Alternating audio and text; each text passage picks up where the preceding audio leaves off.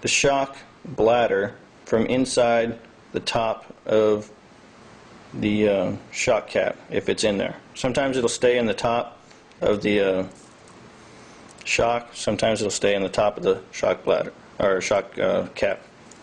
So we're going to take this bladder, we're going to gently place it on top of the shock oil on top of the cap. Now you need to have enough oil on the top of this so that when you put this bladder in, it forces oil out. Okay? If you don't have enough oil in there, it won't force any out, then you know you have air in there still. So anywhere from this level where it's at now, just below the surface, all the way full is fine. Just the more oil that you put in there, the more overflow you're going to have and the more mess you're going to make. So I know from experience that that's pretty close. So I'm going to place this gently in the top. Then I'm going to take my ball-end wrench that I had earlier,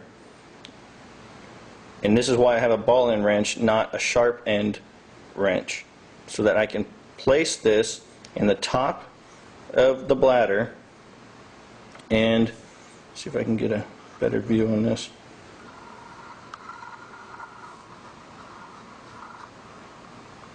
Okay, so I'm going to take the ball-end wrench and I'm going to place it in the top of the bladder and press gently in while I make a circular motion, and that's going to seat that bladder.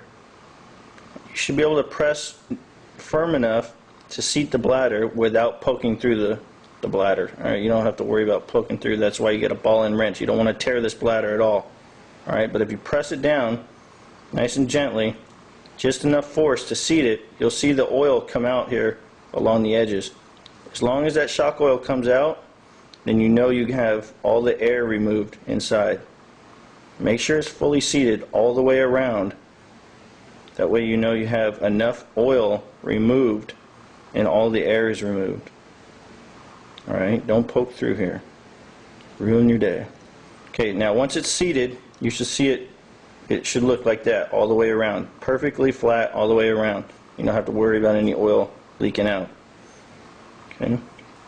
Now once that's seated, I just kind of press it on the top a little bit. Get your new shock cap. And the way I make sure, you want to make sure that on these plastic threads that you don't cross thread. Okay, so anybody that's put shock caps on probably figured out this little trick right here. Press it on till it meets the threads. Alright, now you don't want to cross thread it, so what you do is you turn backwards until you feel it seat. When it seats, then you know right there it's on the first thread. Now you can start going this way and threading it on. Now these aluminum shock caps are going to be a little bit tight, so you're probably going to need your wrench. Unless you get strong hands, you can turn it on. Now I can't quite seat it, so you can either hold this real tight with your hands or just put your 14mm wrench on there and hold it like this. Okay, once I got my 14mm wrench on there, I'll just stick a wrench through the hole and turn it. You don't have to worry about bending the aluminum shock caps. I wouldn't do this with the plastic ones. I would use